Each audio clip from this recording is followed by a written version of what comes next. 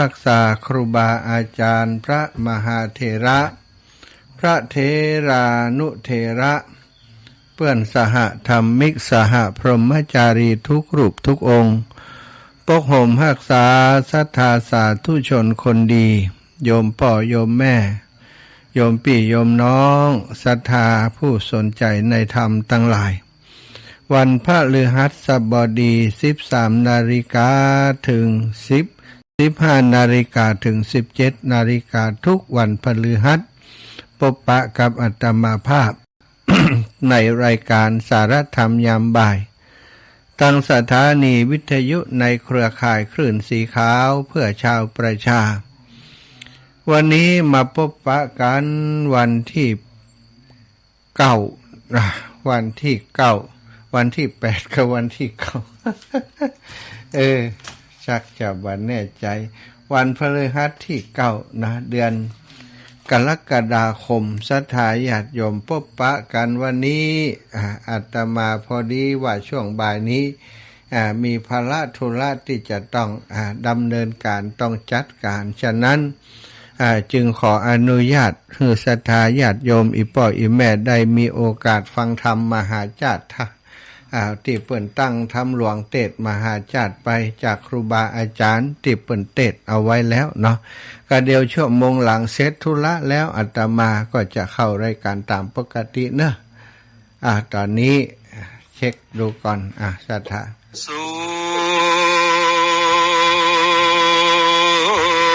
จะนาเลยมหาภูลศรัทธาตั้งหลายตั้งยิ่งและใจถ้าเริ่มเร็วแถวเท่ากันมานิดนั่งเต้าปากันมานิดนั่งเฝ้าอยู่ฟังดีคนเป็นฆราวาสนอนหือมีศีลห้าใส่สลีรักษาดีๆอย่าได้มีด่างร้อยการโกงอย่าได้มีหัวลงมอดแมงใจอ่านว่าสัจจะศีลนานก็แล้วแต่จิตใจควรดีปากันรักษาไปจุนเสียงจีวังดังอ่านศีลข้อเก่านานจื่อปา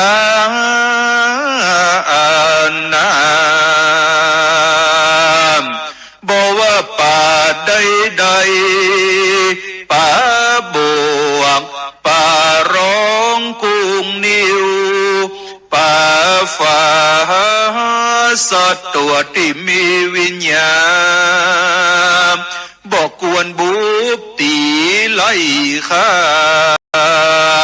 พดาสัตว์อันอยู่ลุ่มฟ้าตัวมีชีวิตนออินทรีแปงบ่วงบาดกองมัดจองเขียนตีเปิ้นมีใจผานีแผ่ไปกว้างอย่าได้อยู่ตามตาต่างพกยิงกว่างและยิงฟ้านปากคืนใส่แหวใส่คนเขาก็มาจ้างสา พ่องก็มาใส่เบ็ดกองการก็โกนเขียดน้อยปูนดิเวตนาใจน้อยเขียดน้อยวิตวิอิงเต้นอยู่ไปมาตอดแห่สุ่มพร้อมตั้งซ้อมและงูมป่าสอกูบกลางน้ำหาห้อยใส่คองแปงบ่วงบาดกองล่อเอาป่าออกวังเย็นกำปืนและหน้าไม้ยิงวอกและยิงเห็นอยู่กระตำตีดงเย็นโหงยิงเสือโครงแผ่วสารอันใดก็แล้วอย่าได้ขาดจีวางศีลข้อที่สองนั้นบอกว่าสัมปันติสิ่งสังสารอันเป็นอตินนาตานางบดีลักของเปื้อนต่างผู้ของที่เจ้าเปื้อนบ่รู้อนุญาตลงวางศีลข้อที่สามนั้นกาเมสุมิจฉาจารอันนี้เป็นภัยยมานบดีเสพสูมีผัวมีเมียบดีมีจูดนอกใจผัวภัยมีมานบางพ้องบ่ได้อย่าร้างจะเอาไปขว้างเสียที่ไหนการผิดกู้ก็ต้องว่าผิดธรรมผิดศีลพระเจ้าศีลข้อที่สี่นั้นเราบอกเฮอจุลายหลอกลวงพระศีลข้อที่ห้านั้นบอกฮือกินน้ำย่อยกูนหม้อขางน้ำที่มันตกใส่รินหลางไหลออกนอกกลองกายเป็นวายออกจ้องตกใส่ขวดใดหนอปอปานคือว่าสุราสิ่งเสพติดเปื้อนก็ตึงห้ามเหมือนกันบางพ้องกินแล้วเดือดนานวิตวิ่งเต้นอยู่ไปมาบางพ้องกินเหล้าแล้วบ่รู้จักคุณพ่อแม่ปิตามาตากินแล้วตบอกจาว่าหาลูกไผสู่รู้ได้ท่านทั้งหลายได้ยินดังนี้แล้วสายขอจงได้ปากันจำไว้อยู่คนคว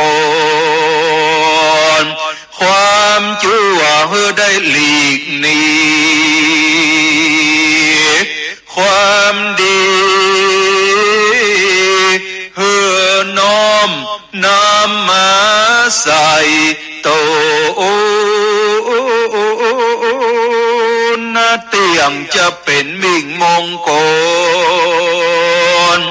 เป็นบุญกุศลติดตามตัวเราไปใจใจบุญอันนี้สายจังได้รอดเวียงเกี้ยวยอดเนลปานาม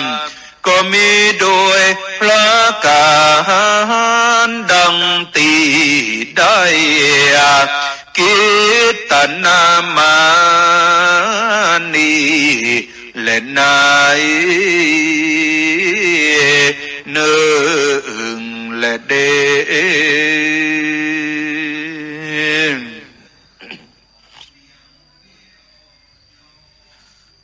ขอยกมือ10 นิ้วตั้งวางกิ้วกายเกษาขอถวายความเคารพนอบนบปูจาแด่กุลแห่งพระติถไลรัตนะผ่านแผ้วพระแก้วเจ้าทั้ง3อันเป็นสรณะเป็นที่จังที่เปิ่งแห่งหมู่เฮาทั้งหลายขอถวายกะละวะนอบน้อมปูจาแด่พระสุวรรณเจติยธาตุเจ้าพระธาตุเจ้าดอยสุเทพอันเป็นของดีของวิเศษแห่งเมืองนพบุรีสลีปิงใจเจียงใหม่แก้วขอถวายความเคารพนอบนบปูจาแด่พระมหาเถรานุเถระครูบาอาจารย์เจ้าจุรูปจุตนจุองค์อันมีปารมีธรรมของพระเดชพระคุณหลวงพ่อ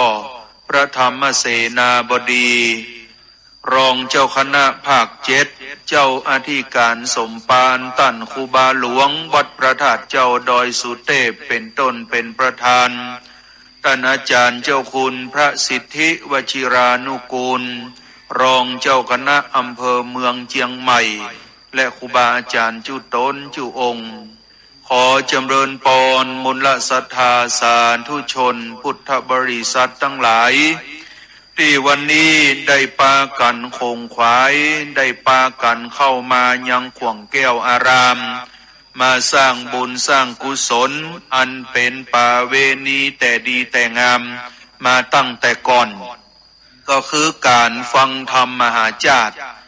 ซึ่งแต่ละปีนั้นพระเดชพระคุณหลวงพ่อท่านเจ้าคุณพระธรรมเสนาบดีได้เมตตาให้คณะศรัทธาก็ดีคณะสงฆ์ก็ดีได้จัดให้มีการเทศน์ทำเนื้อมหาจารย์โดยจะเริ่มเทศน์ตั้งแต่วัน1 ค่ำเดือนยี่เหนือเป็นต้นไปก็จะไปเสร็จสิ้นเอาวันเดือนยี่เพ็งพอดีดังเช่นในคืนนี้3 ค่ำเข้ามานี้ก็มาตรงกับธรรมกันที่3ก็คือธรรมตานะกันศรัทธาญาติโยมทั้งหลายฟังชื่อเรื่องก็เป็นที่เข้าใจว่าธรรมที่พรรณนาถึงการตานของพระเวสสันดรโดยเฉพาะตานจางเผือกแล้วก็ได้เข้าไปอยู่เขาวงกฏ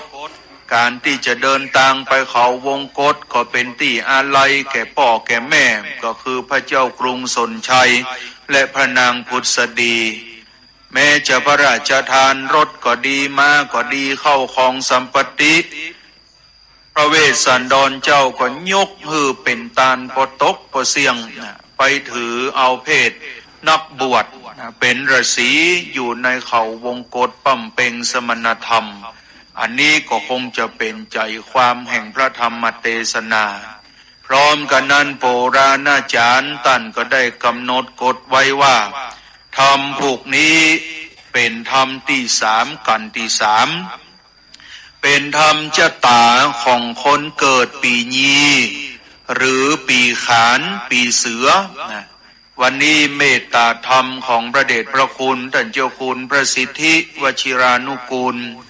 ท่านเจ้ามีชะตาปีเกิดปีนี้ก็ได้มาเมตตาเป็นเจ้าภาพเจ้าศรัทธา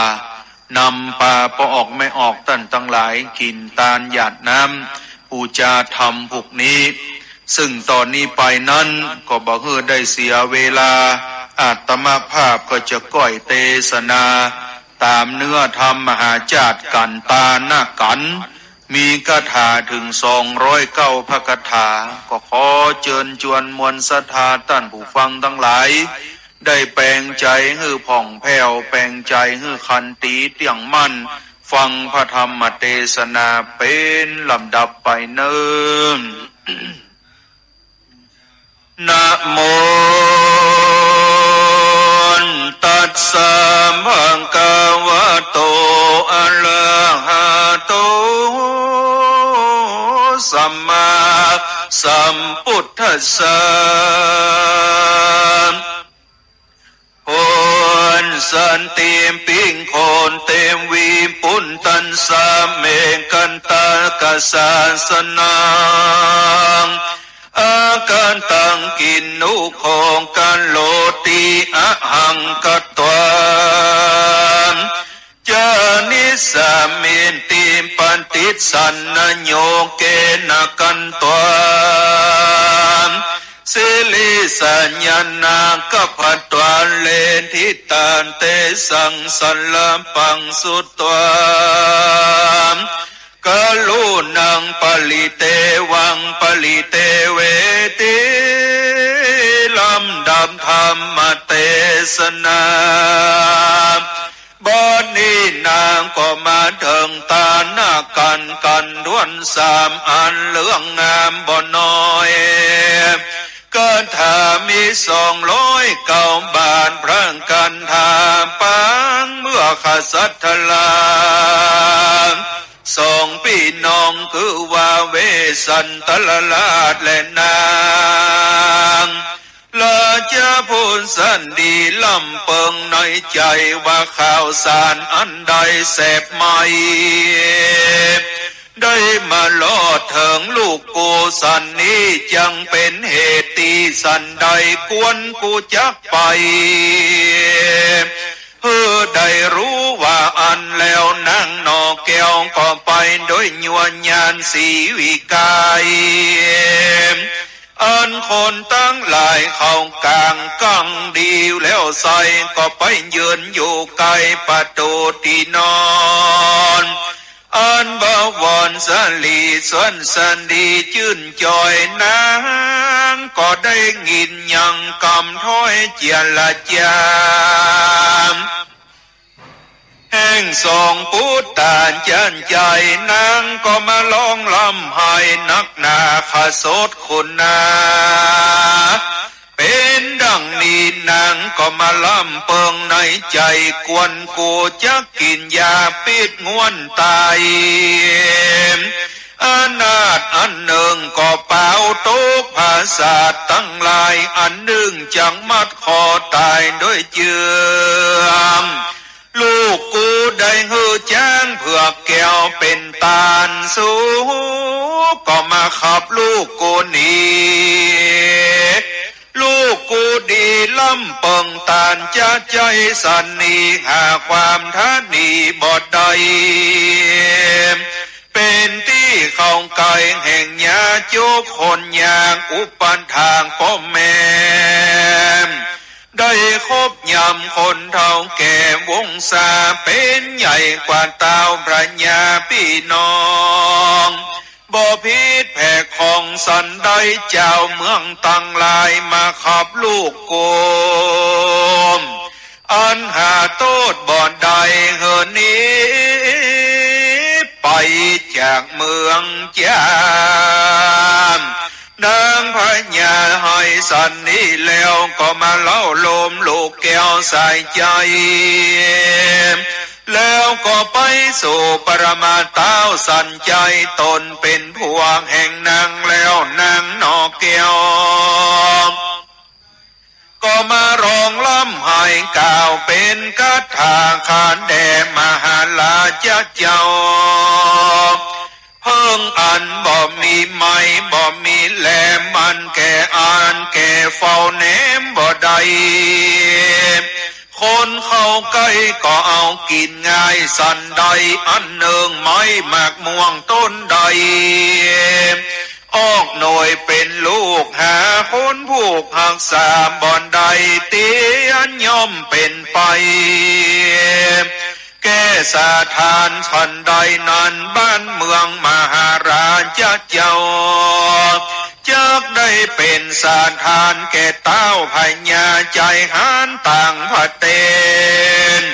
เหตุว่ามหาราชเจ้าขับลูกเต้าตนนี้พระบุญมีแก่เท่า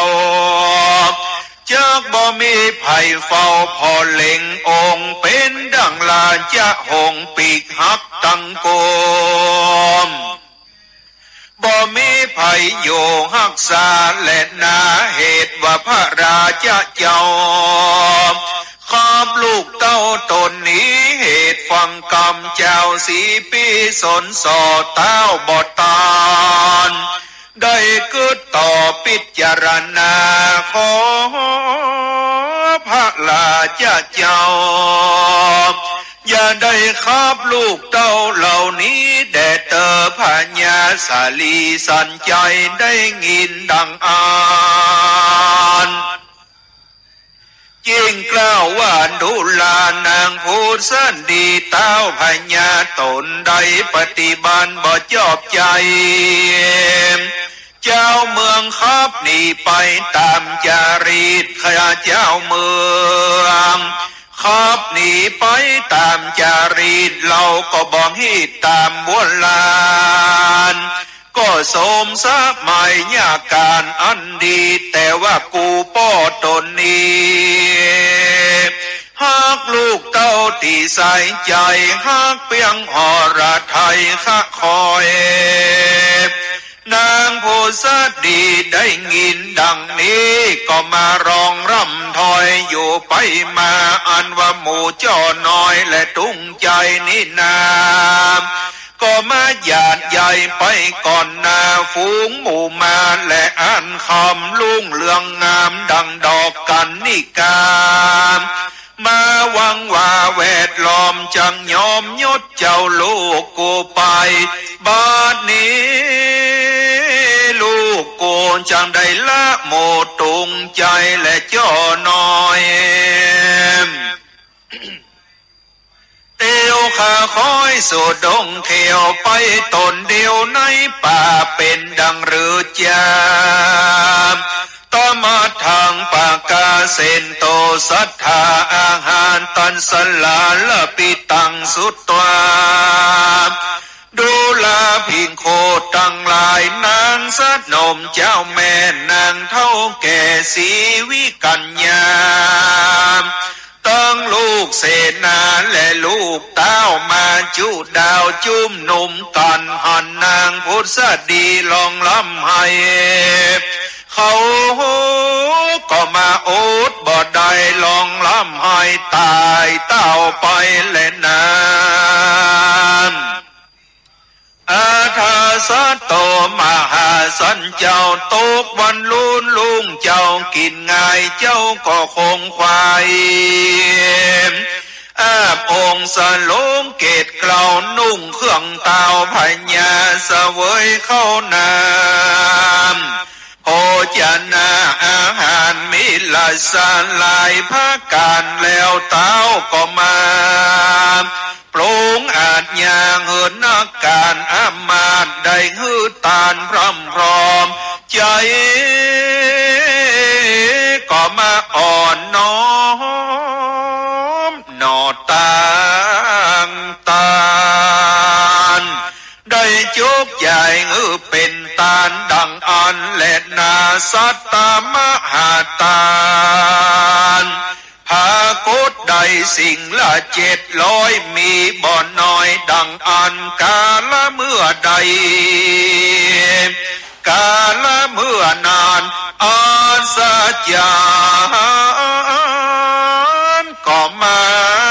เกิดก้องฟ้ารวนร้อ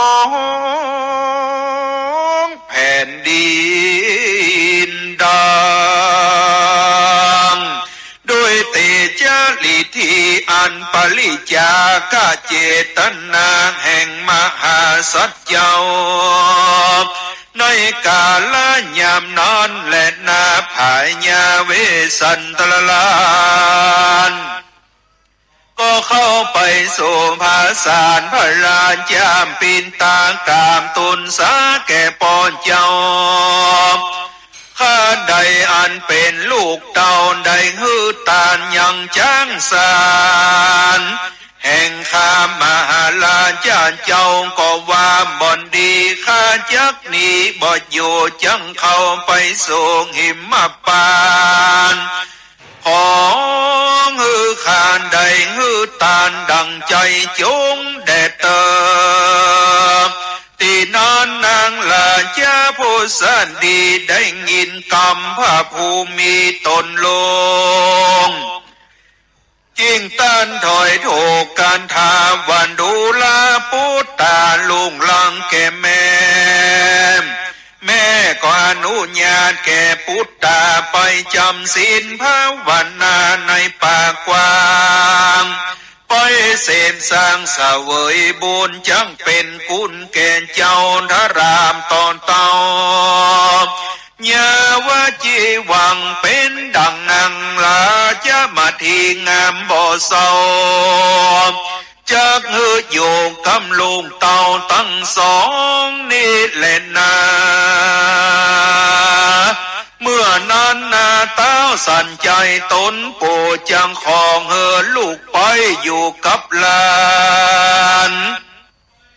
พญาจิงกล่าววานดูลานางมาทีในกิลีป่าไม้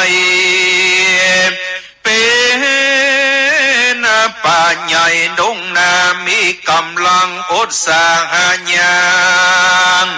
เป็นที่ลำบากแต่ดีลีซอดในดงลีปุ่นดีกวางคือว่าแมงบงยอโยงหัวเต้นไตคบเจ็บมีตังจังเคบและแมงปองเหือบและยุงบินยะยองยะใหญ่แม่เพิงไตต้มตนพระการเนื่องนันนามันมีกำลังไปมากนักนาขอนางจุงอยู่ข้าว่าป้อนี้และนายามนอนนางมาทีจิงไว้พระบาทไทยพระจอมใจนอฟ้าว่าขานแด่ป้อเจ้าข้าจังอดอยู่บ่อนใดจังไปเป็นกู้พระราชาเจ้าเวสันตลลานข้าก่อนจังไปก่อนนาและนำตางเอาลูกเจ้าฟ้านอเตียวไปข้าแด่พระราชาเจ้ากุมารีสลีหนุ่มเนาจักได้ผัวผู้เสมอใจอันจังได้ก็โดยยางกัดตำปฏิบัติมามากหลายภักการข้าก็ขออภิบาลตามตุยผัวแห่งข้าเข้าป่าไม้จะเล่นนาตีนั้นนานอันว่าแม่น้ำใดหาน้ำบ่อนใดโลกก็ว่าไว้แม่น้ำเปล่าได้บ้านเมืองใดหาเจ้านายเจ้าเมืองบ่อนใดเมืองอันนั้นใส่เป็นเมืองเป่าเสียสลียิ่งตั้งหลายฝุ่งใดหาพวนโทนมีบ่อนใดก็จังได้เป็นแม่ห่างปล่อยดังนี้แหละนาอันว่าข้าก็ขอโดยตามสามิกาเมื่อนานนาเต้าปรมาสันใจตนป้อจริงจะต่อนางมาทีป้อจะกำดีตันต่อเจ้าก็บ่มีใจมอดตัวตามจักเขาดงรามป่าไม้ป้อก็บ่ห้ามใดตามใจเต้าสลีนงไว้ ลานปูจุงละไว้เฮือโยภาษาเวใจยันป้อไข่หันลานกำพราเหมือนได้หันนาเจ้าตั้งสองที่นั่นนางมาทีจิงกราบไว้ข้าพระบาทไทยปิตา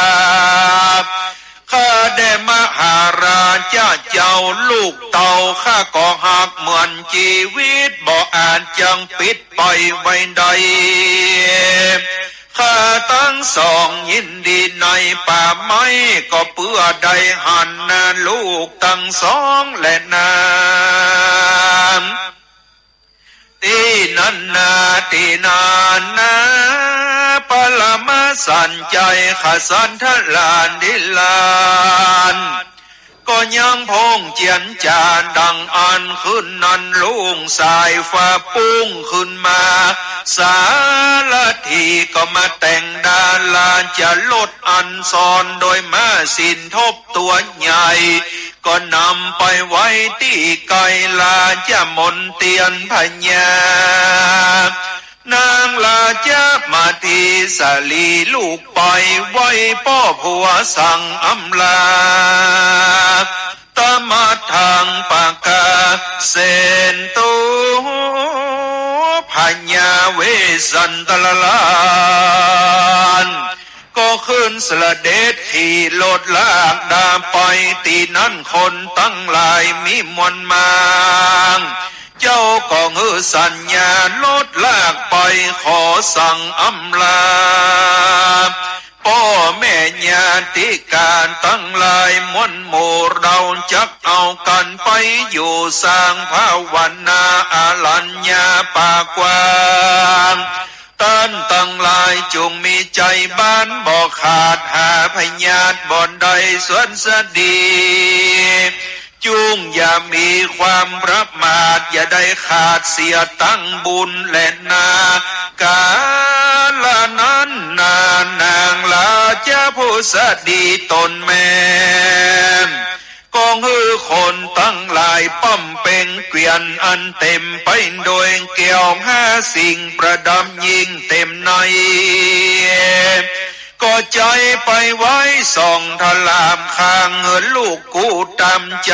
มหาสันเจ้าก็เอาเครื่องประดับตั้งหลายฮือตันไป18 คาบแล้วพาก็มาจากเวียงไป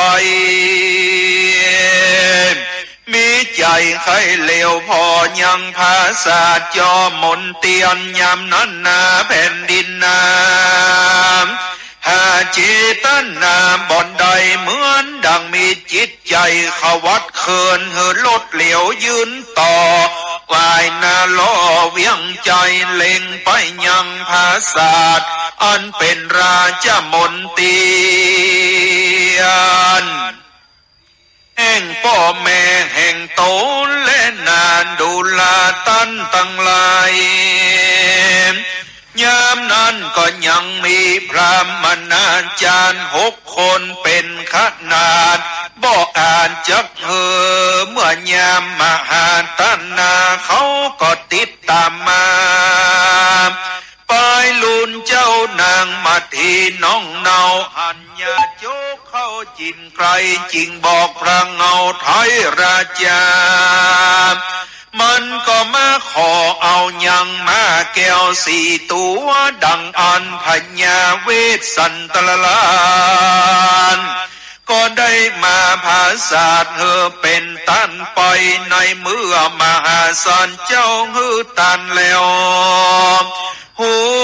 วลานจะหล่นแก้วบอดตกดินก็ยังตั้งอยู่ในอากาศยามนั้นเตวบุตรราช4 ตนเนลมิตเป็นเหมือนดังละมัง4 ตัวเอาหัวซ้อนแอกแล้วก็ลากย้อนไป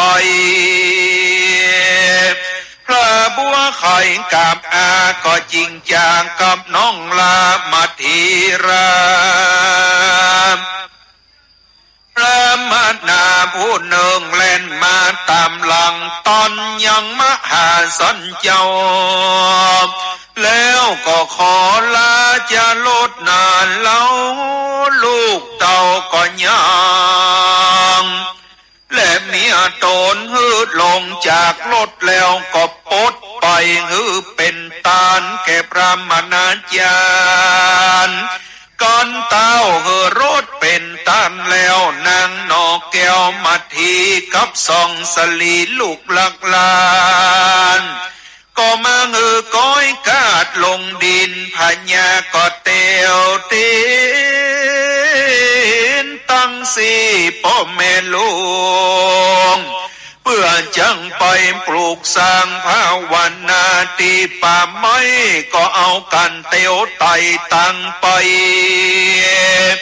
มหาสันเจ้าจริงจะไข่กับโดยเจ้าราชมาตีกันยามว่าเจ้าจุงเอากันหาผู้น้องก็ยังปองว่าแขวนเบาส่วนว่าตัวเราจักเอาจาลีตนปีอันยังแขวนนักหนามหาขสันทลาสองพระองค์คำเจียละจาสันนี้แล้วก็ปากันอุ้มเอาลูกแก้วตั้งสองเข้าสู่ป่าไม้เตียวตั้งไปใจเพื่อจังได้สร้างปาลมิธรรมเตสนาปริโยสานิสมควรแก่เวลาขอลวดลาไปกันว่าเตสนามบ่เป็นที่ถูกต้องเปิงใจก็ขออภัยท่านผู้ฟังจุหนอคนเวทสันตลาตาหน้ากันโภกงานนี้ขอได้ยอดมหากุศลเราเกิดมาจากหนึ่งเป็นคนก็ก้อยปั๊มเป่งตานไปบุญกุศลมันบ่ห่างร้างนี้ไกลติดตามตัวเราไปใจของท่านผู้ฟังตั้งหลายนี้สายจุงได้อยู่สบายดีเคราะห์ภัยมารสิ่งร้ายหือใดห่างหายหนีหือมีโจกใจดีทลาบกุมเท่ามีลูกมีเต้าก็เฮืออยู่ถ้อยหนอฟังกันโจกของเฮือโนนบุญขอมาช่วยกันสมไฟอ้างมโนในอิติวุตตามปังกาลินะก็มีโดยพระกาณดังตีใดเตสนามานี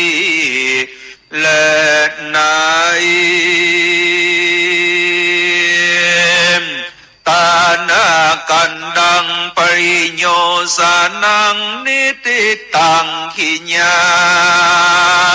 เตสนายังตานากั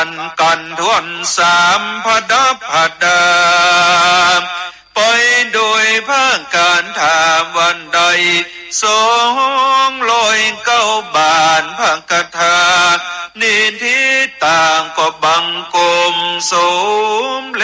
สเสด็จสุจานาเลยมหามูลสัทธาตั้งหลายตั้งยิงและใจถ้าเริ่มเร็วแถวเท่าตีปากันมานิดนั่งเต้าปากันมานิดนั่งเฝ้าอยู่ฟังดีคนเป็นฆราวาสนอนหือมีศีลห้าใส่สลีรักษาดีๆอย่าได้มีด่างพร้อยการโกงอย่าได้มีหัวลงมอดแมงใจอันว่าสัจจะศีลนานก็แล้วแต่จิตใจควรดีประกันรักษาไปจุนเสียงจีวังดังอ่านศีลข้อเก่านานจื่อปานามบอกว่าป่าใดป่าบวกป่าร้องกุ้งนิวป่าฟ้าสัตว์ตัวที่มีวิญญาณบอกกวนบุบตีไล่ข้าพดาสัตว์อันอยู่ลุ่มฟ้าตัวมีชีวิตหนออินทรีแปงบ่วงบาดกองมัดจองเขียนตีเปิ้นมีใจผานีแผ่ไปกว้างอย่าได้อยู่ตามตาต่างพกยิงกวางและยิงฟ้านปากคืนใส่แหวใส่คนเขาก็มาจ้างสารพ่องก็มาใส่เบ็ดกองการก็โกนเขียดน้อยปูนดิเวตนาใจน้อยเขียดน้อยวิตวิอิงเต้นอยู่ไปมาตอดแห่สุ่มพร้อมตั้งซ้อมและงูมป่าสอกูบกลางน้ำหาห้อยใส่คองแปงบ่วงบาดกอ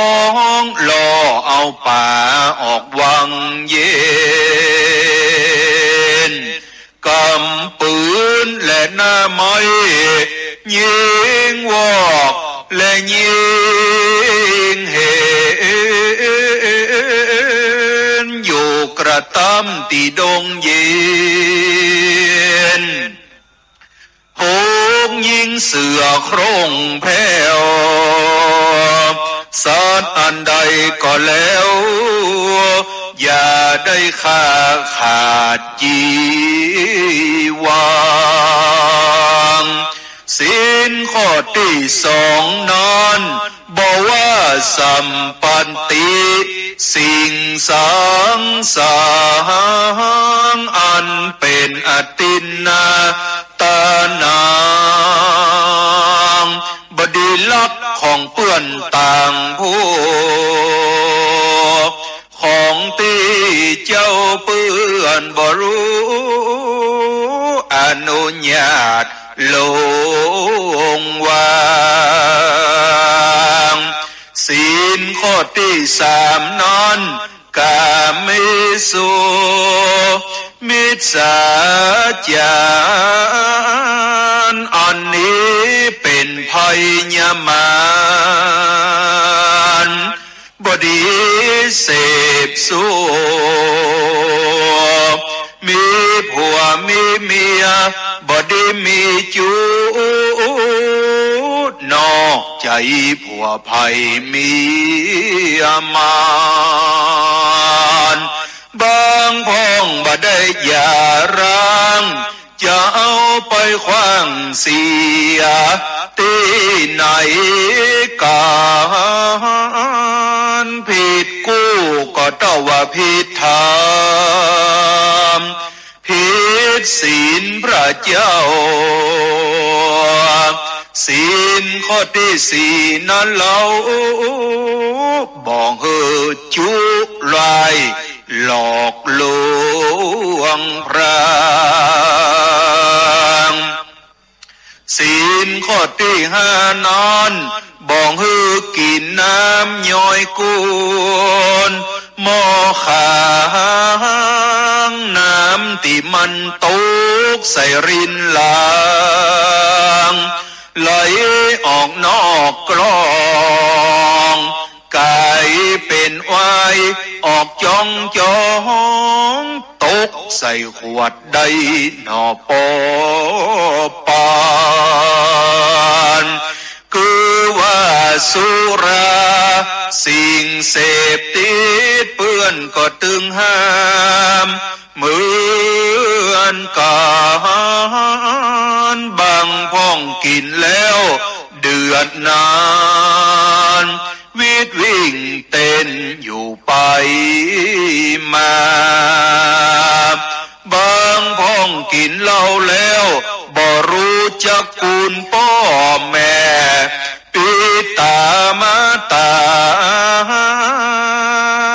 กินแล้วตบอกจาว่าหาลูกไผสู่รู้ได้ท่านทั้งหลายได้ยินดังนี้แล้วสายขอจงได้ปากันจำไว้อยู่คนความชั่วเพื่อได้หลีกหนีความดีเพื่อน้อมนำมาใส่ตนนาเตียงจะเป็นมิ่งมงคลเป็นบุญกุศลติดตามตัวเราไปใจบุญอันนี้สายจังได้รอดเวียงเกี้ยวยอดเนลปานามก็มีโดยพระการดังตีได้กิตนามานีและนายหนึ่งและเด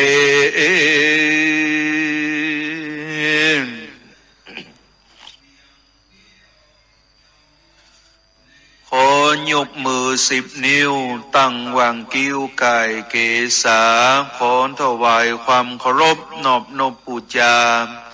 แด่กุลแห่งพระติถไลยรัตนะผ่านแผ้วพระแก้วเจ้าทั้งสามอันเป็นสรณะเป็นที่จังที่เปิ่งแห่งหมู่เฮาทั้งหลาย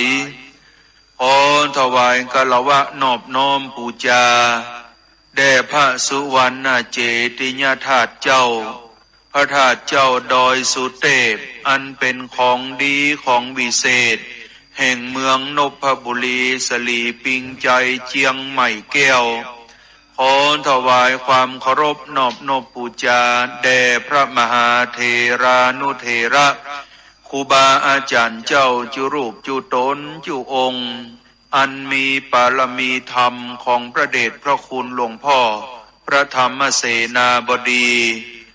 รองเจ้าคณะภาค7เจ้าอธิการสมปานตั้นครูบาหลวงวัดพระธาตุเจ้าดอยสุเทพเป็นต้นเป็นประธาน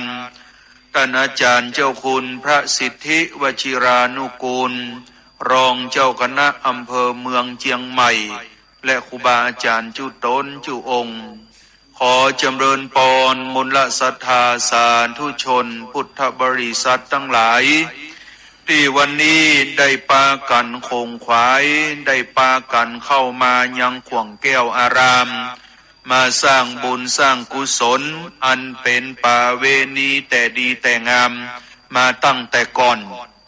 ก็คือการฟังธรรมมหาจารย์ซึ่งแต่ละปีนั้นพระเดชพระคุณหลวงพ่อท่านเจ้าคุณพระธรรมเสนาบดีได้เมตตาให้คณะศรัทธาก็ดีคณะสงฆ์ก็ดีได้จัดให้มีการเทศน์ทำเนื้อมหาจารย์โดยจะเริ่มเทศน์ตั้งแต่วันค่ำเดือนยี่เหนือเป็นต้นไปก็จะไปเสร็จสิ้นเอาวันเดือนยี่เพ็งพอดีดังเช่นในคืนนี้3 ค่ำเข้ามานี้ก็มาตรงกับธรรมกันที่3ก็คือธรรมตานะกันศรัทธาญาติโยมทั้งหลายฟังชื่อเรื่องก็เป็นที่เข้าใจว่าธรรมที่พรรณนาถึงการตานของพระเวสสันดรโดยเฉพาะตานจางเผือกแล้วก็ได้เข้าไปอยู่เขาวงกฏการที่จะเดินทางไปเขาวงกฏก็เป็นที่อาลัยแก่พ่อแก่แม่ก็คือพระเจ้ากรุงสนชัยและพระนางพุทธดีแม้จะพระราชทานรถก็ดีม้าก็ดีเข้าของสัมปติพระเวสสันดรเจ้าก็ยกฮือเป็นตาลปตกปเสียงไปถือเอาเพศนักบวชเป็นฤาษีอยู่ในเขาวงกฏปั่มเพ็งสมณธรรมอันนี้ก็คงจะเป็นใจความแห่งพระธรรมเทศนาพร้อมกันนั้นโบราณอาจารย์ท่านก็ได้กำหนดกฎไว้ว่าธรรมพวกนี้เป็นธรรมที่3กันที่3เป็นธรรมชะตาของคนเกิดปีญีหรือปีขานปีเสือวันนี้เมตตาธรรมของพระเดชพระคุณท่านเจ้าคุณพระสิทธิวชิรานุกูลท่านเจ้ามีชะตาปีเกิดปีนี้ก็ได้มาเมตตาเป็นเจ้าภาพเจ้าศรัทธานำปลาพอออกไม่ออกท่านทั้งหลายกินตาลหยาดน้ำปูจาธรรมพวกนี้ซึ่งตอนนี้ไปนั้นก็บอกให้ได้เสียเวลาอาตมาภาพก็จะก่อยเทศนาตามเนื้อธรรมมหาจารย์กันตาหน้ากันมีคาถาถึง209 พระคาถาก็ขอเชิญชวนมวลศรัทธาท่านผู้ฟังทั้งหลายได้แปลงใจให้ผ่องแผ้วแปลงใจให้ขันติเตี่ยงมั่นฟังพระธรรมเทศนาเป็นลำดับไปเนิ่น นะโมตัสสะภะคะวะโตอะระหะโตสัมมาสัมพุทธัสสะโหนสันติปิงโคนเต็มวีปุนตันสาเมกันตากสาสนังอาการตังกินนุโคงกันโลติอะหังกัตวามจา สันนโยเกนะกันตัวสิลิสัญญานากัปปัตตวันเลนทิตานเตสังสัลลัมปังสุตวามกะลุนังปลิเตวังปลิเตเวติลำดับธรรมเทศนาบัดนี้นางก็มาถึงตาหน้ากันด้วนสามอันเหลืองงามบ่น้อยก็ถ้ามี209 บาทพระกันทาปังเมื่อขสัตทลาสองพี่น้องคือว่าเวสันตลลาดและนางลาจะพูนสันดีลำเปิงในใจว่าข่าวสารอันใดแสบไหมได้มาลอดถึงลูกกูสันนี้จังเป็นเหตุตีสันใดกวนกูจักไปเพื่อได้รู้ว่าอันแล้วนั่งนอแก้วก็ไปโดยญวนญาณสีวิกายอันคนตั้งหลายเข้ากลางกังดีแล้วใส่ก็ไปยืนอยู่ไกลประตูที่นอนอันบวรสลีสวนสันดีจื่นจอยนางก็ได้ยินยังกำถ้อยเจียละจามแห่งสองปุตตานจันใจนางก็มาลองลำให้นักหนาขสดคุณนาเป็นดังนี้นางก็มาลำเปิงในใจกวนกูจะกินยาปิดม้วนตาย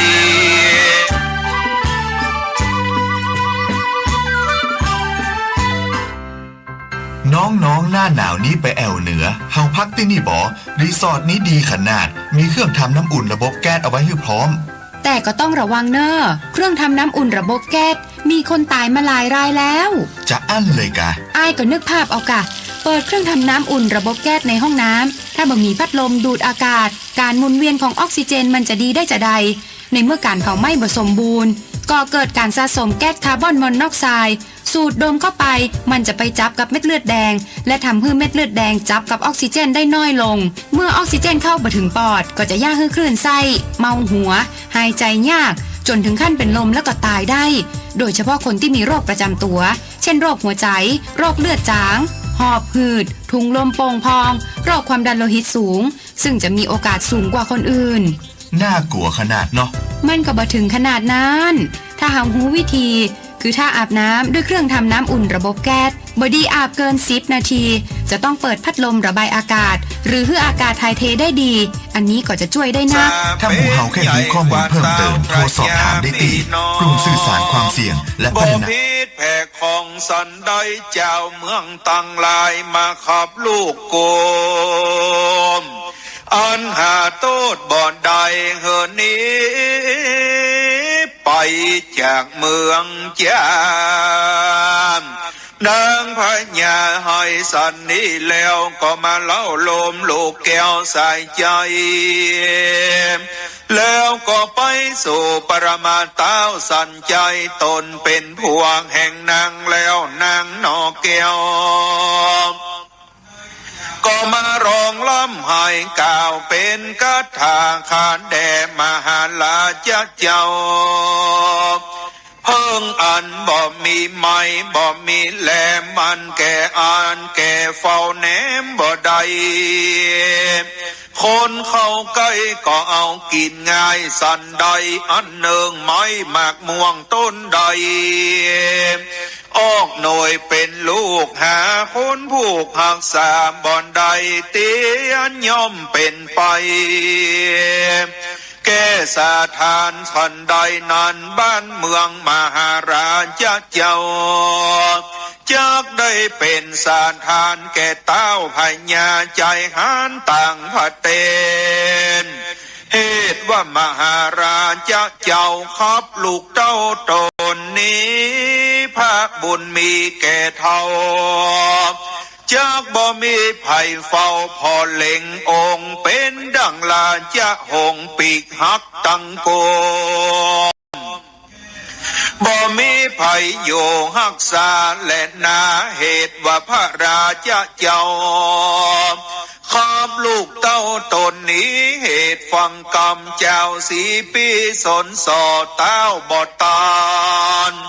ได้เกิดต่อพิจารณาขอพระราชาเจ้า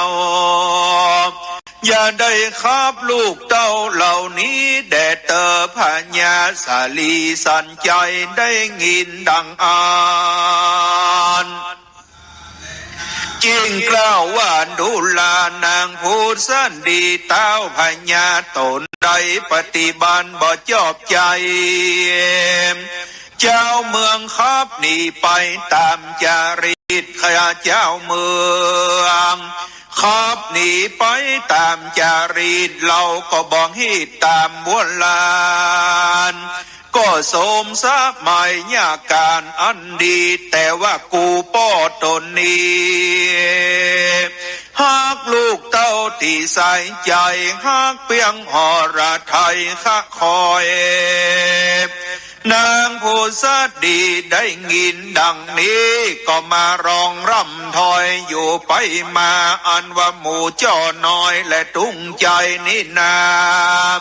ก็มาหยาดใหญ่ไปก่อนนาฝูงหมู่มาและอ่านคำลุ่งเรืองงามดังดอกกันนิกามาหวังว่าแวดล้อมจังยอมยศเจ้าลูกกูไปบาดนี้ลูกกูจังได้ละโมตุงใจและจ้อน้อยเตียวข้าคอยสู่ดงเขียวไปตนเดียวในป่าเป็นดังหรือจาต่อมาทางปากกาเซนโตศรัทธาอาหารตันสลาละปิตังสุตตวาดูลาพิงโคตั้งหลายนางสัตนมเจ้าแม่นางเท่าแก่สีวิกัญญาตั้งลูกเสนาและลูกเต้ามาจูดาวจุ่มหนุ่มกันหันนางพุทธดีลองล้ำให้เขาก็มาโอดบ่ได้ลองล้ำให้ตายเต้าไปและนานอาทาสะโตมหาสันเจ้าตกวันลุนลุงเจ้ากินง่ายเจ้าก็คงควายอาบองค์สลงเกตเกล่าวนุ่งเครื่องเต่าพญาเสวยเข้านามโอจานาอาหารมิลาสลายภาการแล้วเต้าก็มาปรุงอาจยางเหินนักการอามาตได้ฮือตานพร้อมพร้อมใจก็มาอ่อนน้อมนอต่างตานได้จุกใหญ่เป็นตาลดังอันและนาสัตตามหาตานพากุดใดสิ่งละ700มีบ่อนน้อยดังอันกาละเมื่อใดกาละเมื่อนานอาสจารก็มาเกิดก้องฟ้ารวนร้องแผ่นดินดังโดยเตจาลิธีอันปริอากะเจตนาแห่งมหาสัจเจ้าในกาลยามนอนและนาภายาเวสันตลลานก็เข้าไปสู่ภาษาพระราชาปินตากรามตุนสาแก่ปอนเจ้าข้าใดอันเป็นลูกเต่าใดฮือตานยังจ้างสารแห่งข้ามหาลาจารย์เจ้าก็ว่าบ่อนดีข้าจักหนีบ่อยู่จังเข้าไปสู่หิมปานของฮือขานใดฮือตานดังใจจงแด่เตอ ตีนอนนางลาจาผู้สันดีได้ยินกรรมพระภูมิตนลงจิงตันถอยโถกการทาวันดูลาพุทธาลุงลังแก่แม่ก็อนุญาตแก่พุทธาไปจำศีลภาวนาในป่ากว้างไปเสพสร้างเสวยบุญจังเป็นคุณแก่เจ้าทรามตอนเต่าญาวาจีหวังเป็นดังนางลาจะมาทีงามบ่อเศร้าจากเฮือโยงกำลงเต่าตั้งสองนี่แหละนาเมื่อนั้นนาเต้าสั่นใจตนปูจังของเฮือลูกไปอยู่กับหลานพญาจิงกล่าววานดูลานางมาทีในกิลีป่าไม้เป็นป่าใหญ่ดงนามีกำลังอดสาหายางเป็นที่ลำบากแต่ดีลีซอดในดงลีปุ่นดีกวงคือว่าแมงบงยอโยงหัวเต้นไตขบเจ็บมีตังจังเทปและแมงปองเหือบและยุงบินยะยองยะใหญ่แม่เพิงไตต้มตนพระการเนื่องนันนามันมีกำลังไปมากนักนาขอนางจุงอยู่ข้าวว่าปอดีและนายามนอนนางมาทีจึงไว้พระบาทไทยพระจอมใจนอฟ้าว่าขานแด่ป่อเจ้าข้าจังอดอยู่บ่อนใดจังไปเป็นกู้พระราชเจ้าเวสันตลลานข้าก่อนจังไปก่อนนาและนำตางเอาลูกเจ้าฟ้าหนอเตียวไปข้าแด่พระราชาเจ้ากุมารีสลีหนุ่มเนาจักได้ผัวผู้เสมอใจอันจังได้ก็โดยยางกัดตำปฏิบัติมามากหลายภักการข้าก็อภิบาลตามตุยผัวแห่งข้า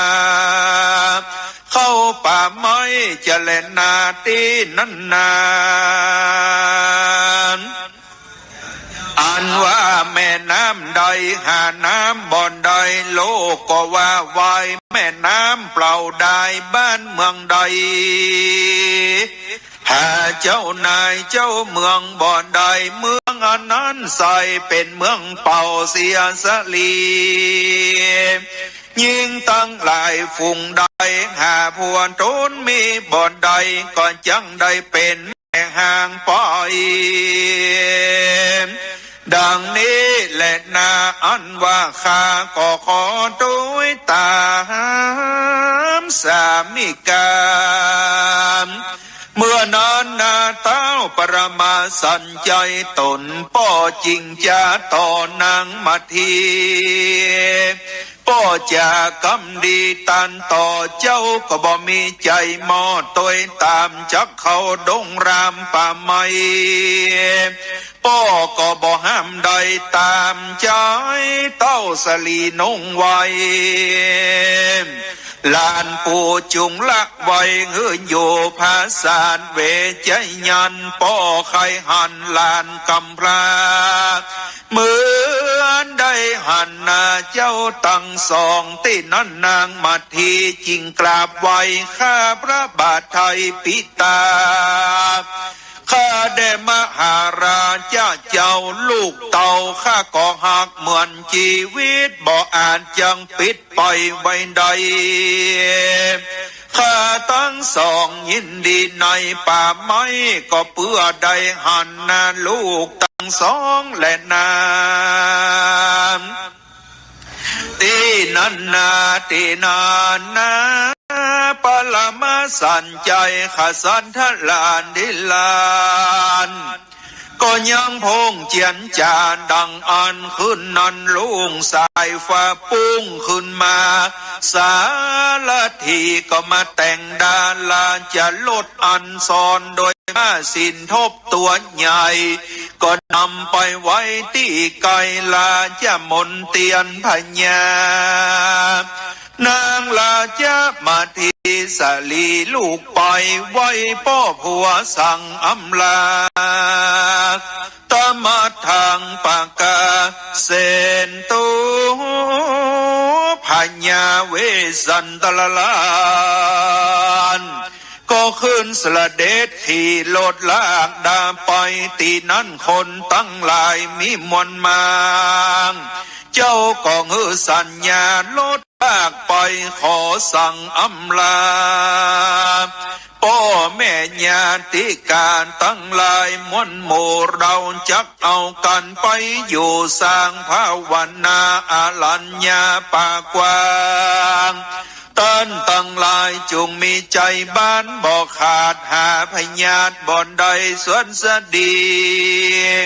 จุงอย่ามีความประมาทอย่าได้ขาดเสียตั้งบุญและนากาลนั้นนางลาจะผู้สดีตนแม่กองฮือคนตั้งหลายป้อมเป่งเกวียนอันเต็มไปโดยแก้วห้าสิ่งประดับยิ่งเต็มในก็ใจไปไว้ส่องทลามข้างเหินลูกกูตามใจมหาสันเจ้าก็เอาเครื่องประดับตั้งหลายฮือตันปล่อย18คาบแล้วพาก็มาจากเวียงไปมีใจใครเลวพอยังภาษาจอมนเตียนยามนั้นนาแผ่นดินน้ำหาเจตันนาบ่อนใดเหมือนดังมีจิตใจขวัดเขินเหือลดเหลียวยืนต่อวายนาล้อเวียงใจเล็งไปยังภาษาอันเป็นราชมนเตียนแห่งพ่อแม่แห่งโตและนานดูลาตันตั้งหลายยามนั้นก็ยังมีพระมนาจารย์6 คนเป็นขนาดบ่อ่านจักเมื่อยามมหาตนาเขาก็ติดตามมาปลายลุนเจ้านางมาทีน้องเนาหันยาโจกเข้าจิ้มไกลจริงบอกพระเงาไทยราชามันก็มาขอเอายังมาแก้ว4 ตัวดังอันพญาเวสสันตลาน ก็ได้มาภาษาเธอเป็นตันไปในเมื่อมหาสันเจ้าฮือตันแล้วหัวลาจะหล่นแก้วบ่ตกดินก็ยังตั้งอยู่ในอากาศยามนั้นเตวบุตรธิราช4 ตนเนลมิตเป็นเหมือนดังละมัง4 ตัวเอาหัวซ้อนแอกแล้วก็ลากจรไปพระบัวไข่กับอาก็จริงจางกับน้องลามาทีราพระมานาผู้หนึ่งแล่นมาตามหลังตอนยังมหาสันเจ้าแล้วก็ขอลาจะลดนานเล่าลูกเต่าก็ยังและเมียโตนฮือลงจากรถแล้วก็ปดไปฮือเป็นตานแก่พระมนาจารย์ก่อนเต้าเฮือรถเป็นตันแล้วนางนอกแก้วมาทีกับสองสลีลูกหลักลานก็มาเงือก้อยกาดลงดินพญาก็เตียวตีนตั้งสี่พ่อแม่ลูก เพื่อจังไปปลูกสร้างภาวนาตีป่าไม้ก็เอากันเตียวไตตั้งไปมหาสันเจ้าจริงจะไข่กับโดยเจ้าราชมาตีกัญญาว่าเจ้าจุงเอากันหาผู้น้องก็ยังปองว่าแขวนเบาส่วนว่าตัวเราจักเอาจาลีตนปีอันยังแขวนนักหนามหาขสันทลาสองพระองค์คำเจียนละจาสันนี้แล้วก็ปาการเอาลูกแก้วตั้งสองเข้าสู่ป่าไม้เตียวตั้งไปใจเพื่อจังได้สร้างปาลมิธรรมเตสนาปริโยสานิ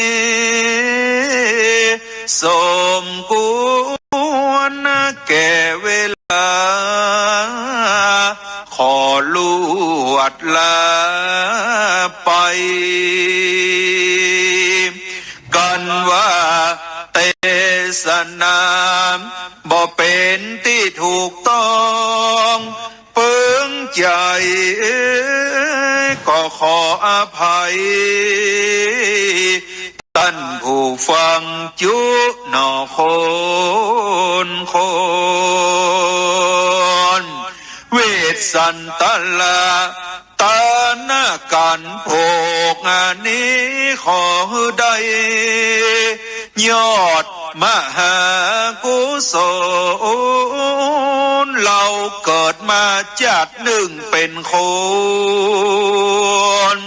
ก็ก้อยปั๊มเป่งตานไปบุญกุศลมันบ่ห่างร้างนี้ไกลติดตามตัวเราไปใจขอให้ท่านผู้ฟังตั้งหลายนี้สายจุงได้อยู่สบายดีเคราะห์ภัยมารสิ่งร้ายหือใดห่างหายหนีหือมีโจกใจดีทลาบกุมเท่ามีลูกมีเต้าก็เฮออยู่ถ้อยนอฟังกันโจกของเฮอโนนบุญขอมาช่วยกันสมไฟอ้างมโนในอิติวุตตามปังกาเลนะก็มีโดยพระกาณดังตีใดเตสนามานีและนายตานากันดังปริโยสานังนิติตังขิญาเตสนายังตานากันทวนสามพดับพดาไปโดยภาคการถามวันใด209 บานภาคกถานิทิต่างก็บังกลมสมเลสเด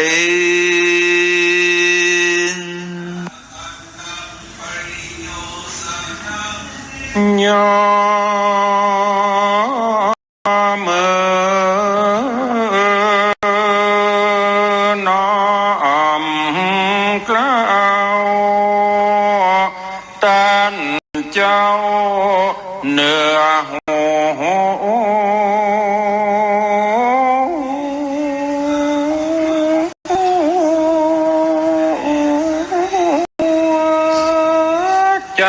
ไทยมืดมัวออกไปน้อมกล่าวถวายพระพรแด่องค์ตาอันนาตาตัวทุกเขตดาวหนอเมืองไทยเพื่อประชนมายุมันเตียงข่าวสาร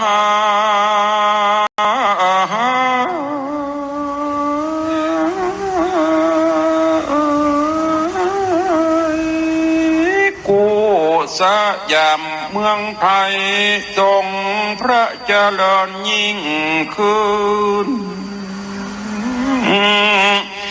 อันมี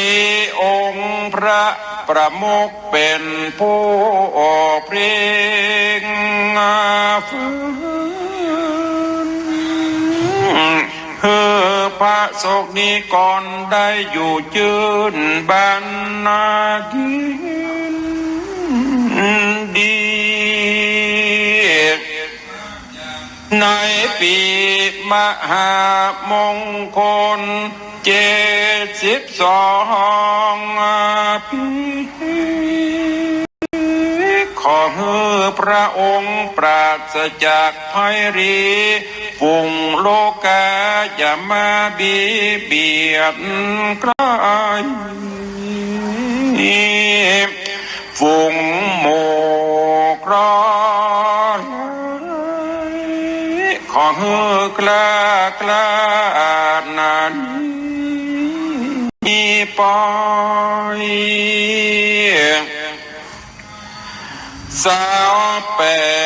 กรกฎาคมผ่านไปแล้วขอให้เหมือนดังเกี้ยวมเนสา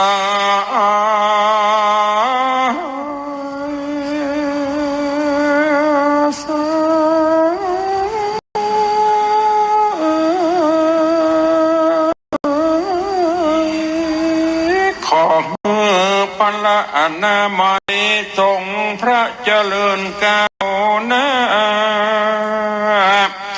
ขอเป็นปิตาบิดากล่าวโรมมาฟ้าของปวงประชาหนอเจ้าไทยอาตมามอนนาน้อยยกมือ10 นิ้วขออัญเชิญสิ่งศักดิ์สิทธิ์ตั้งหลาย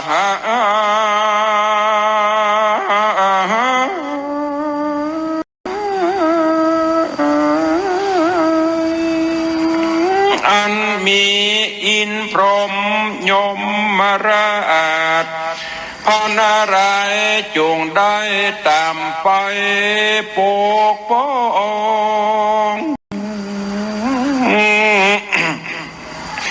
เจิญถึง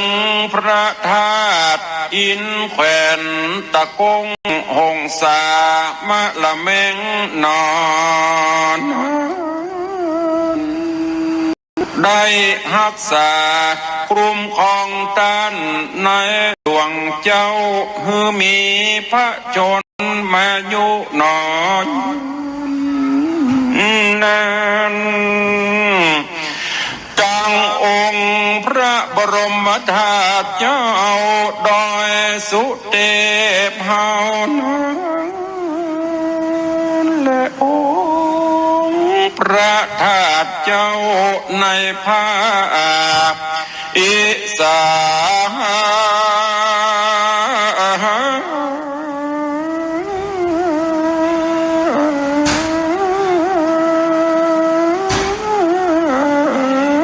น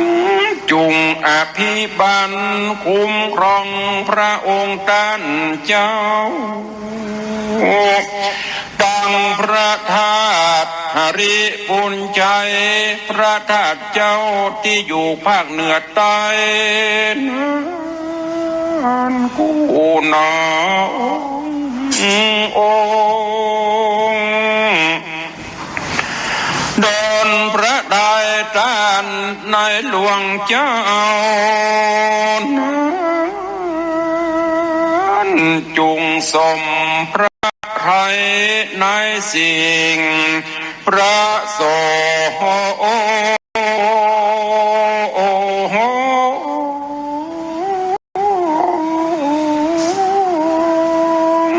ตั้งพระเจ้าประธาตุเจ้าองค์ดอยตุงและพระธาตุเจ้าเจแหงตั้งพระเจ้าตนหลวงพระธาตุเจ้าจ่อเฮเมืองเปนอนและตั้งพระธาตุเจ้าลำปางตั้งพระเจ้าเมงลายมหาราชและพระเจ้าแสนฟ้าดังเจ้าผู้ของนครลำปางเป็ดนั่นเจียงใหม่แห่งห้องดังพระเจ้านาน้องจะมาเตวีจงได้เฮอพระพรแด่องค์ในหลวงท่านเจ้านั้นและปวงประชาเจ้าตลอดจนพ่อออกแม่ออกสถานะนาแล้วเฮอได้สุขี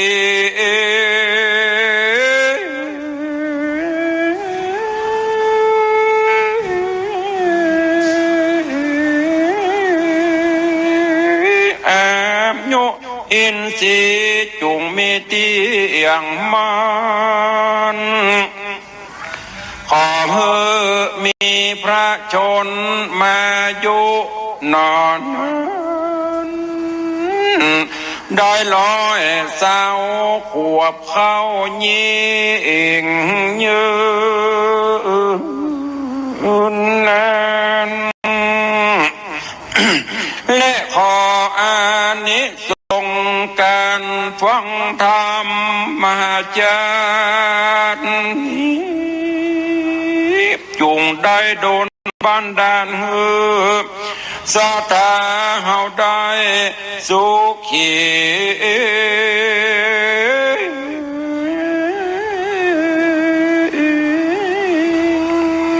อยู่ดีตีขา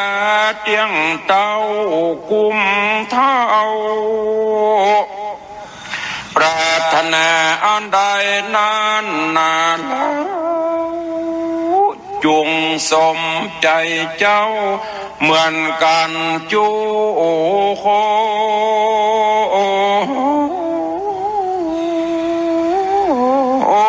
คนหวานเลนะ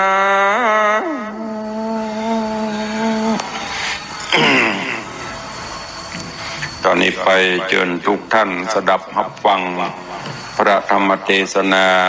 มหาจารย์เวสสันตละหรือว่ามหาจารย์เวสสันดอนจาดกฉบับซอยสั่งก่อนกันที่หนึ่งรวบรวมเรียบเรียงโดย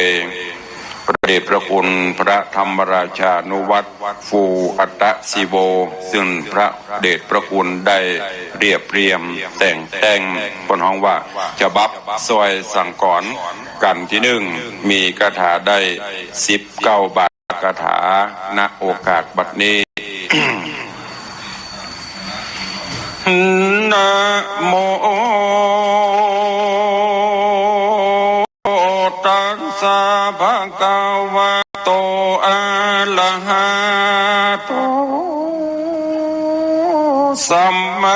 สัมพุทธัสสะ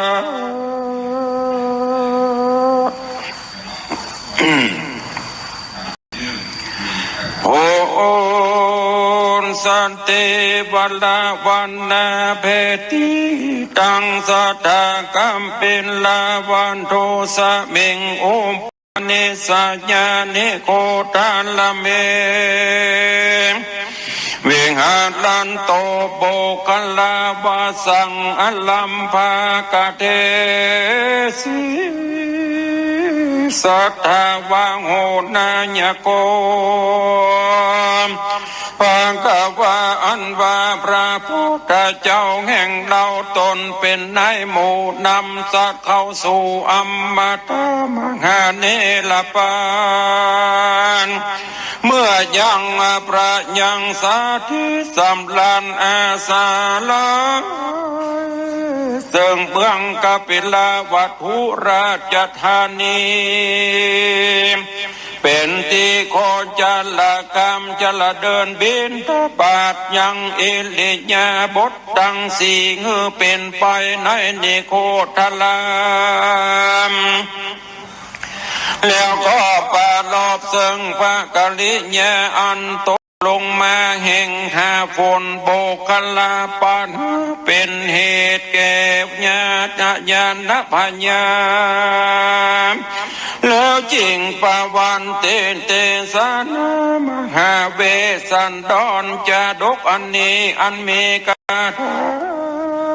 บาทตนว่าพุทธสติวัลวันนาเพ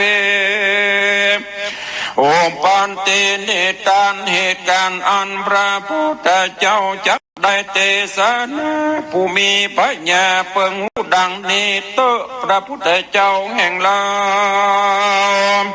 ก่อนว่าตะลานปัญญาสามปัญโยเป็นครูแก่โลกและ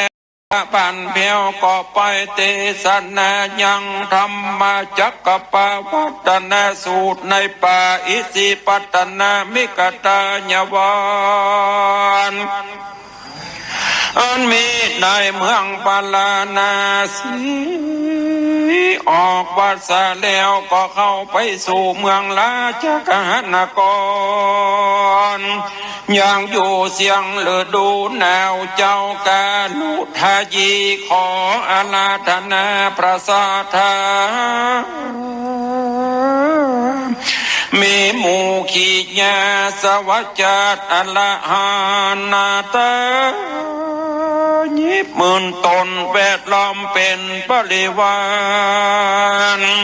พระก็เข้าไปสู่เมืองกปิลวัตถุเพื่อสังฆาญาติปีดองโดยเจ้ากาลุทานีเทระวันนั้นและนา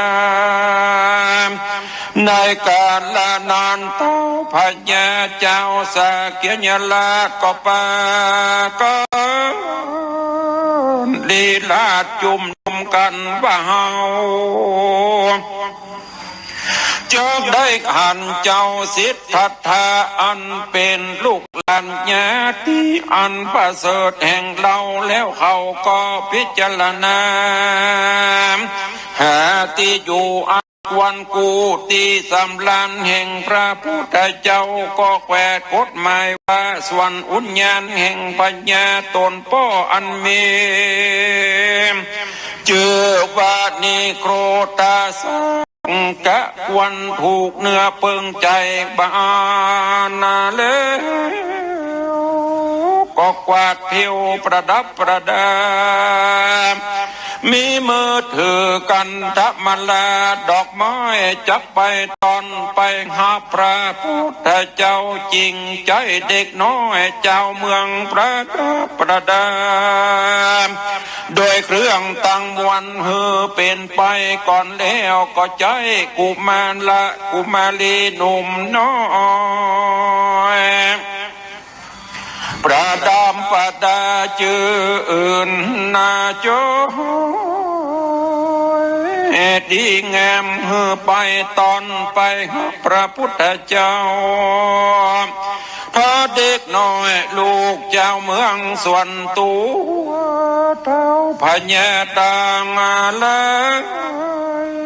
ก็ไปเมื่อไปลุนปูจาด้วยกันทะมาลาดอกไม้แล้วนำพระพุทธเจ้าเข้าไปสู่นิโครธารามวันนั้นแลพระพุทธเจ้าว่าก็มีหมู่อัลลาฮานาตาเอ็ดล้อมเป็นปริวารกอดนางเนื้ออันสันแดอันเต่าพาเยหักปูไว้ในนิโครธารามวันนั้นแดเต่าพญาสักยญาลาดมีมานะกระดังแข่งโดยเจือจาดมหาสมันตราชลงมาจะก็ว่าสิทธัตถะนี้หากยังหนุ่มน้อยท่านเป็นหลานน้อยแห่งเฮาจริงจางกรรมบุตรีบูตาลูกเต้าว่าสู่เจ้าจุงไว้พระพุทธเจ้าเตนาส่วนตูข้าจักนั่งอยู่ไปหลังบ้านแล้วเขาก็บอกไว้พระพุทธเจ้านั่งอยู่วันนั้นแลพระพุทธเจ้าก็เล็งดูอัจฉาใส่ใจแห่งเต้าพญาตังเลยจริงลำเปิงในใจว่าญาติพี่น้องบ่ไว้กลัวกวนตถาคตเฮือญาติตั้งหลายไว้ควันจันแลบานแล้วตนแก้วก็เข้าจะทุตสานอันเป็นเหตุแห่งอภิญญาเลยออกจากชั้นสะยองขึ้นไปสู่พื้นประตูอากาศเลียนลายภายยังพงอันที่แปดประบังกูตกลงสู่ใส่หัวเต้าปัญญาทั้งหลายแล้วก็ภายสำแดงอัจฉริยะอันเป็นลำน้ำลำไฟเป็นคู่กันไปเหมือนปางเมื่อประกาศในเมืองสาวัตถีตีไกลต้นไม้ม่วงบานแลในการนั้นนาตาเต้าพญาสกัญญาลาตั้งหลายก็บ่สมรรถอยู่ได้จริงไว้พระพุทธเจ้าเสียงจุคนพระตรัสปนหันยังญาติพี่น้องท้องแถวเลือดอันเดียวมาจุ่มดมกันในนิโครธารามบ่อน้อยเป็นยอดสุดจอมซอยญาติทั้งมวลส่วนพระปริษัทมวลหมู่อันมาอยู่ที่นั้นก็ตั้งอยู่ในอารมณ์อันเดียวเพื่อจักฟังธรรมวันนั้นแลในกาลนั้นแห่ฝนชลเมฆทาลาหลังทางตกมาสะสู่เป็นฝนโบกลปัดอยู่ปุ่นอาสะจารน้ำฝนนั้นมีหวานอันแดงเหมือนดังน้ำครั้งมีเสียงอันห้องคังแล้วไหลหลังไปได้แผ่นดินคนตั้งหลายฝูงใดบ่มีใจใครจุ่มใครเปียหำดังอ่านมาแต่ละว่าตอมน้ำหนึ่งก็บ่ดังนั่งอยู่ในตนเหมือนดังตอมน้ำอันบ่ดังอยู่เหนือใบบัวนั่นแหละเหตุดังอันฝนนะชื่อว่าโบกลปัดบริษัทตั้งหลายก็อัศจรรย์อันนานเกิดเป็นอันงืดมากนักแน่พี่คู่ทั้งหลายก็บังเกิดยังกา มาเจอในธรรมสภาในธรรมสภากาสาลปัสสันนิดุลาอาโวโสแห่ฝนโบกกละปะตกลงมาในที่จุมนมญาติกาแห่งพระพุทธเจ้าก็ด้วยอนุภาวะบุญแห่งพระพุทธเจ้านั่นแหละกวนเงืดอัศจรรย์ใจมากนักแลนะตินาพระพุทธเจ้าได้ยินคำจากเจ้าภิกขุทั้งหลายโดยที่ปาโสตวิญญาณแห่งตนมักปงลงยังแห่ฝนแก้วคือธรรมะตือสนาพระจริงลีลากล้ากราดออกจากพระกันตะกุดีลงมาโดยพุทธลีลาองค์อาจเหมือนไก่สอนสีหาลาดออกจากธรรมกูหา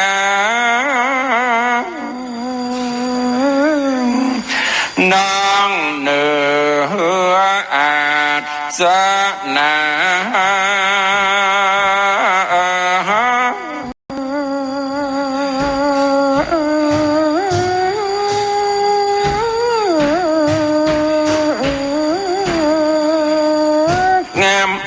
แล้วจริงประกาศธรรมเพียงโกตั้งหลายว่าภิกขเวดุลาภิกขุตัง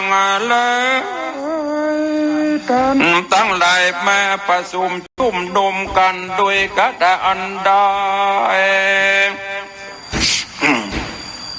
ไปตันแล้วบวนละบวนผ่านตาทากัตตะมาจวนใส่ตันตั้งหลายนั่นจะเหมือนนั่นเจ้าภิกขุตั้งหลา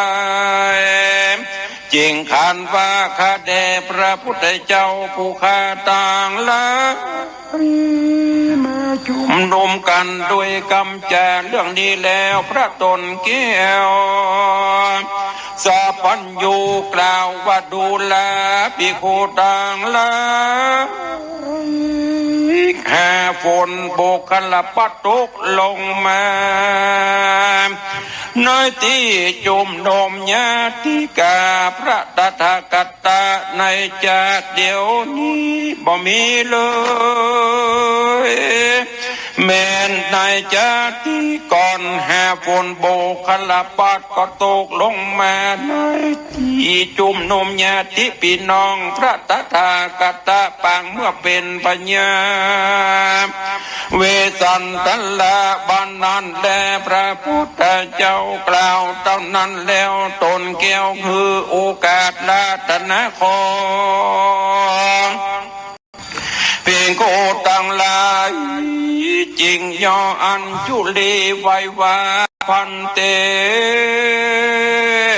ข้าแต่พระพุทธเจ้าแห่ฝนโบกขละปาตกลงมาในที่จุมนุมญาติแห่งเจ้ากูเมื่อก่อนบอนปรากฏแก่ผู้ข้าทั้งหลา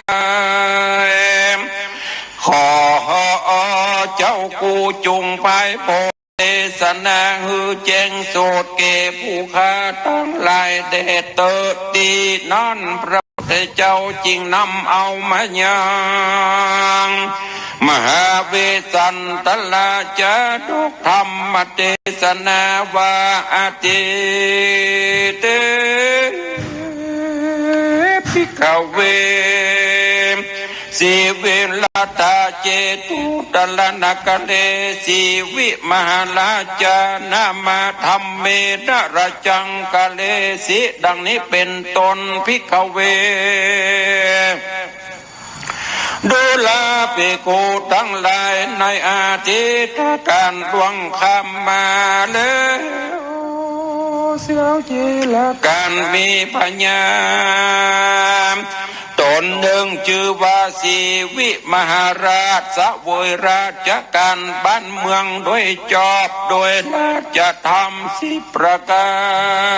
รในเมืองเจตุตลนครอันมีในคงเขตเมืองศรีวิราชพญาโตนั้นหากได้ลูกชายคนหนึ่งชื่อว่าสนใจราชกุมารเมื่อถึงกาลวันราชาพิเศษเต้าบรมเอกพิตามก็นำเอามาอย่างราชธิดาลูกสาวพญาเมืองมัตราโตคือว่าพุทธดีแล้วก็เว้นโคเว้นเกณฑ์หือราชสมบัติตั้งม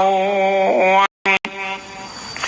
แก่สนใจยากุมารตั้งราตั้งนางพุทธดีหือเป็นอากามเหสีแห่งสนใจกุมารวันนั้นแลเดเลจักจะยังบุญสมปันแห่งดังราชพุทธบีผู้มีปัญญาอุดังนี้ตุนาในเมื่อพระพุทธเจ้าตนชื่อว่าวิปัสสีเกิดมาสั่งสอนสัตว์ในโลกได้19 กับนับแต่ภัตตกับอันนานี้คืนหลังยังมีพญาตนหนึ่งชื่อว่าพันธุมติราชอาณาเป็นพิดาธิราชแห่งพระเจ้าวิปัสสีสวยราชการบ้านเมืองชื่อพันธุมตินกรในเมื่อพระเจ้าวิปัสสีอาศัยพันธุมาตินกรเป็นตีโกจละคามสำลานโดยอิริยาบถตั้งสี่ในป่าตีชื่อมิขชายวันอันเป็นตีหืออภัยแก่สัตตังละดังยามนั้นเบปัญญาตนหนึ่งก็ใจมายังดอกไม้ควนกาได้แสนคำกับแก่นจันแดงมันควรกานับบ่ได้มาถวายแก่ปัญญาพันธุมติกับตั้งหือแก่นจันแดงแก่ลูกสาวปัญญาพันธุผู้เป็นพี่และหือดอกไม้คำแก่นางผู้ดอง2 ปีน้องจริงจากอาสนีลาตั้ง2 บอกวันบริโภคปัญการอันนี้นาก็เอาไปปูจาพระพุทธเจ้าก็บอกแก่พระญาเจ้าตนพ่อพระญาเจ้าก็ว่าดีและราชธิดาตนปีก็บทแก่นจันแดงคืออ่อนสุขุมานเลยก็เจียจันโดยสุขันโตต่างกาแล้วส่วนราชธิดาผู้เป็นน้องก็หือจ้างคำผู้จะลาดแต่งแปลงเป็นดอกไม้คำแล้วนางตั้ง2ก็นำไปถวา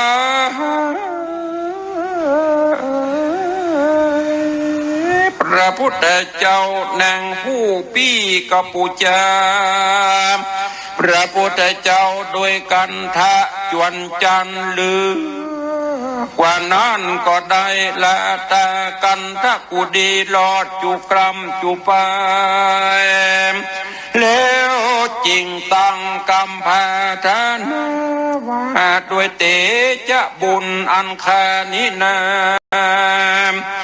ได้หือกันทะจวนจันเป็นตาลขอคือได้เป็นแม่พระเจ้าในอนาคตการไปนานิตส่วนราชธิดาผู้เป็น น้องก็ปูจาพระเจ้าโดยดอกไม้คำเป็นเครื่องประดับปะอกแล้วก็ยกกรรมปณิธานพาธนาว่าโดยเตจากุโส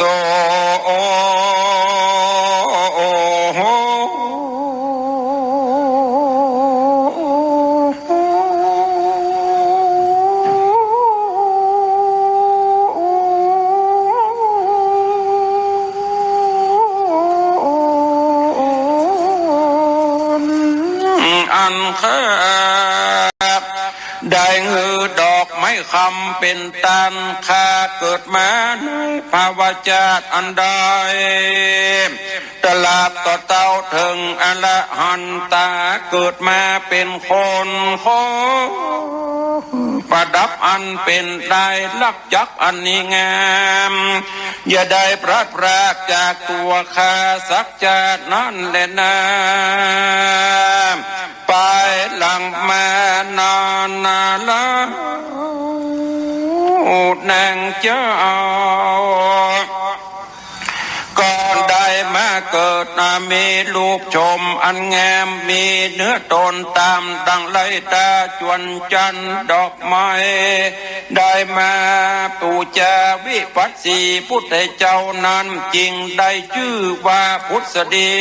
นางต้วนเตียวไปมาในวัฏฏะสงสารใจก็ได้ไปเกิดในสวรรค์เทวโลกเป็นอากาไมสีแห่งพญาอินตาสุรินเจ้าฟ้าก็มีแลในเมื่อบุพนิมิตประการดีประทานพาเสื้อมนมองเกิดมาก่อนเหตุอันยักผ่อนเสียอายุแห่งตนเมื่อนั้นพญาเยนาโตอำนาจหูแจ้งเหตุราชมติจริงเอานางพุทธดีไปสู่สวรรค์อุญญาณกับโดยโพธิบันอันมากยังนางเกียวราชพุทธดีนอนเหนือตีอันเมสีสวัสดีบ่อลาตนอินก็นั่งอยู่ไกลแห่งนางจริงกล่าวว่าดูราผู้สาดีปีจักหือปอนดีสิประการจุงเอาปอนฝูงนั้นจากสำนักของปีเตะว่าอ่านแล้วตนแก้วก็หือปอนสิประการจริงกล่าวเป็นคาถาอันมีมาในมหาเวสสันตลจาดกมีตนว่าพุทธสติวรวันนาเพวรัสสุทัสทาวเรปทัพพญาจา